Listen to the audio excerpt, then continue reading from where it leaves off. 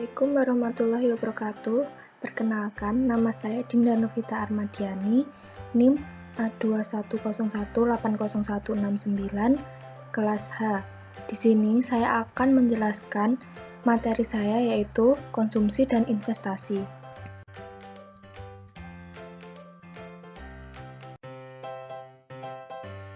Pengertian konsumsi. Kegiatan manusia mengurangi atau menghabiskan nilai guna suatu barang atau jasa untuk memenuhi kebutuhan baik secara berangsur-angsur maupun sekaligus habis. Pihak yang melakukan konsumsi disebut konsumen. Konsumsi dimaksud adalah jumlah total pengeluaran untuk konsumsi yang dikeluarkan oleh perekonomian secara keseluruhan. Pengeluaran untuk konsumsi tergantung pada pendapatan masyarakat yang bersangkutan.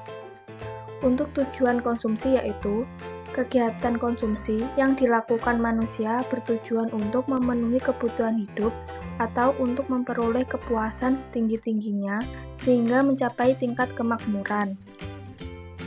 Dengan adanya lapisan masyarakat yang berbeda-beda, tujuan konsumsi yang berbeda pula.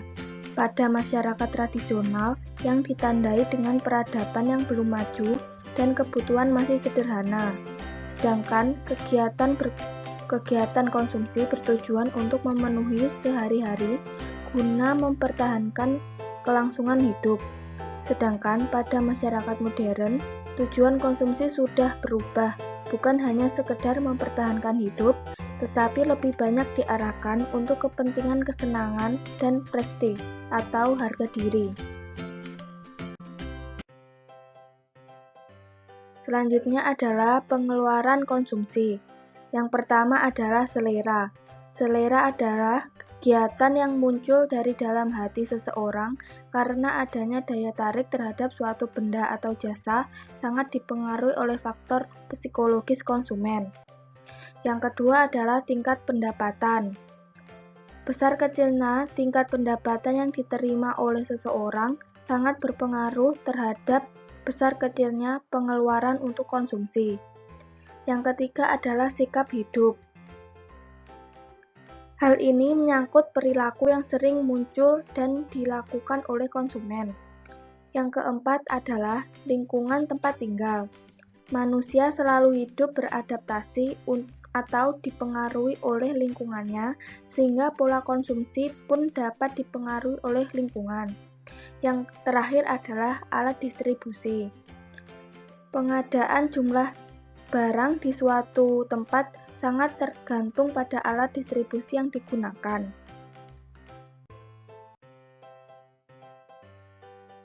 Selanjutnya adalah investasi. Investasi adalah suatu kegiatan menanamkan modal, baik langsung maupun tidak, dengan harapan pada waktu nanti pemilik modal mendapatkan sejumlah keuntungan dari hasil penanaman modal tersebut. Jadi, investasi merupakan membeli suatu yang diharapkan di masa yang akan datang dapat dijual kembali dengan nilai yang lebih tinggi dari semula. Tujuan investasi. Yang pertama, untuk mendapatkan sebuah pendapatan yang tetap dalam setiap periode, yaitu antara lain seperti bunga, royalti, dividen, dan atau sewa, dan sebagainya. Yang kedua, untuk membentuk suatu dana khusus, misalnya dana untuk suatu kepentingan ekspansi dan kepentingan sosial. Yang ketiga, untuk mengontrol atau mengendalikan suatu perusahaan lain. Suatu perusahaan melalui kepemilikan sebagai ekuitas suatu perusahaan tersebut. Yang keempat, untuk menjamin tersedianya sebuah bahan baku. Dan untuk mendapatkan pasar untuk produk yang dihasilkan.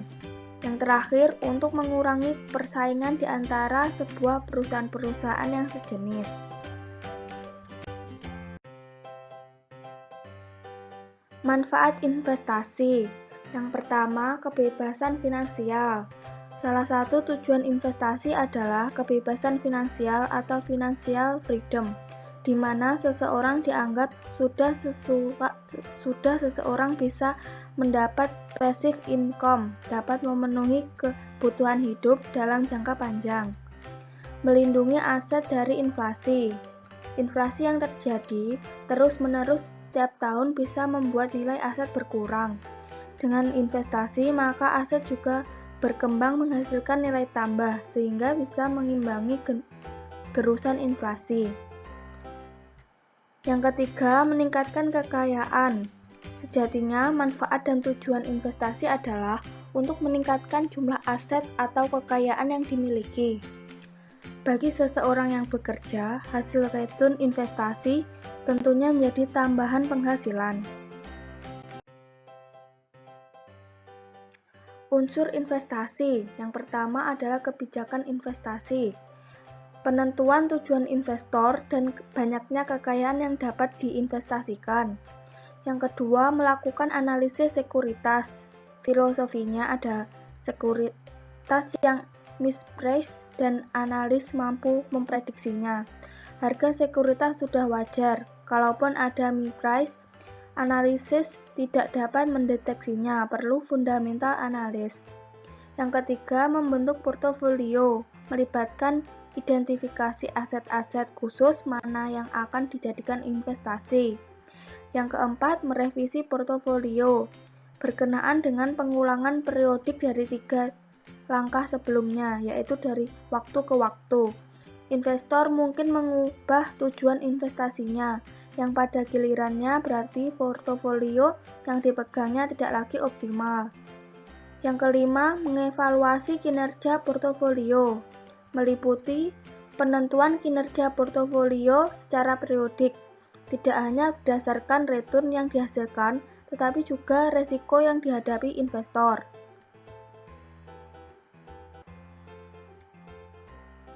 Proses investasi. Yang pertama, penentuan tujuan investasi. Yang kedua, penentuan kebijakan investasi, yaitu keputusan alokasi aset, batasan jumlah dana, pajak, dan biaya laporan. Yang ketiga adalah pemilihan strategi portofolio aktif dan portofolio pasif. Yang keempat, pemilihan aset. Dan yang terakhir, pengukuran dan evaluasi kinerja portofolio.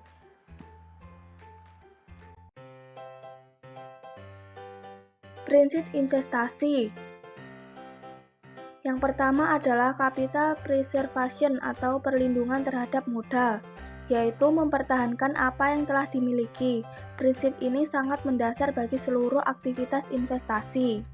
Yang kedua adalah mengelola resiko secara aktif. Resiko bersifat kontekstual. Resiko berkaitan dengan pengetahuan, pemahaman, pengalaman, dan kompetensi.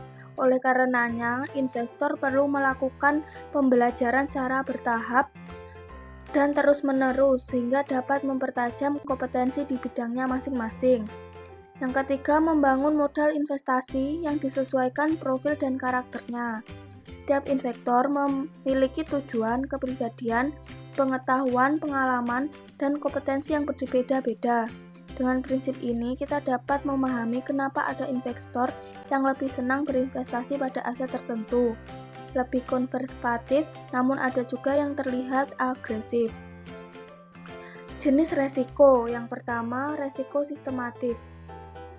Suatu resiko yang tidak dapat dihilangkan dengan melakukan diversifikasi karena fluktuasi resiko ini dipengaruhi oleh faktor-faktor makro yang dapat mempengaruhi pasar secara keseluruhan. Faktor yang mempengaruhi yaitu perubahan tingkah bunga, kurs valuta asing, dan kebijakan pemerintah. Yang kedua adalah resiko tidak sistematis atau diversifikasi risk. Suatu resiko yang dapat dihilangkan dengan melakukan diversifikasi, sebab resiko ini hanya ada dalam satu perusahaan atau industri tertentu. Terdapat fluktuasi resiko yang berbeda antara satu saham dengan saham lain. Faktor yang mempengaruhi yaitu struktur modal, struktur aset, tingkat likuiditas. Prevensi investor terhadap resiko. Yang pertama, risk taker. Investor yang menyukai resiko atau pencari resiko. Yang kedua, risk neutral. Investor yang netral terhadap resiko. Dan yang ketiga adalah risk averter. Investor yang tidak menyukai resiko atau menghindari resiko. Resiko dan investasi yaitu adanya tingkat resiko, persepsi manajer, berapa besar perubahan cash flow terhadap terjadinya selama usia proyek, dan harapan terhadap hasil standar. Sekian yang dapat saya sampaikan. Apabila ada kurangnya saya mohon maaf. Wassalamualaikum warahmatullahi wabarakatuh.